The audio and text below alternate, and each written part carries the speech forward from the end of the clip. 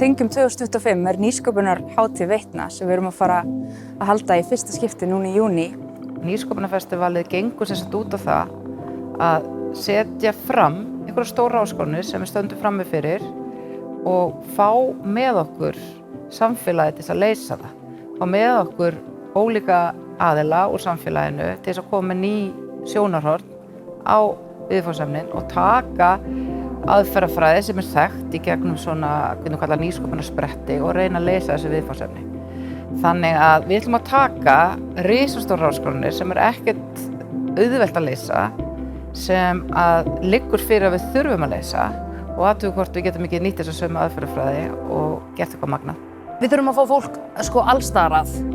Út af því það verður að vera, nýsköpun þarf að vera líka kreatíft. Þú þarft að vera með listafólk í raun og veru, skilurðu, sem getur verið ógeðslega kreatíft og blanda þessu öllu saman. Stærstu vandamálin eru einmitt leyst í því þegar við leiðum saman ólíkt fólk og ólíkum bakgrunna, hvort sem að það er listafólk, hönnuðir, viðskiptafræðingar, verkfræðingar, fólk með verkvit og fólk sem að er í rauninni að bara tilbúið að mæta með grósku hugafar, að nálgast verkefnin á nýjan hátt og tilbúið að hlusta á næsta aðila við hliðina á sér og leiða saman í rauninni einhverja neista sem að úrverða mögnuðustu galdranir.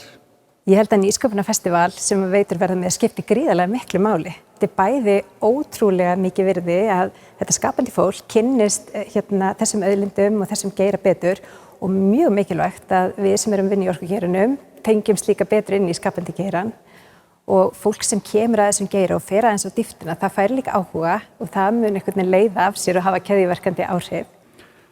Við erum með tilkomu gervigreindar og miklu þróaðari tölvulegra þátta að fara inn í eitthvað sem að mætti kalla öld ímyndunarafsins. Þar sem við getum farið og orðið miklu advanseraðari og gert eitthvað úr öllum gögnunum sem við erum búin að vera að safna í þetta langan tíma.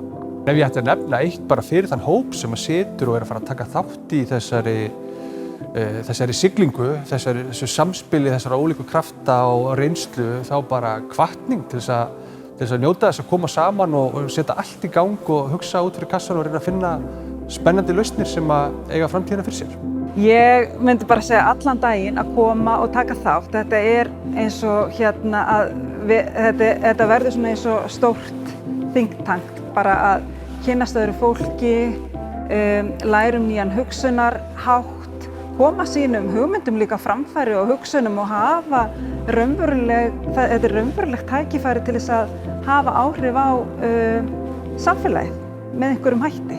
Þannig að ég ætla bara að hvetja fólk til þess að skrá sig, koma og taka þátt í sprettum og líka bara gleðinni með okkur.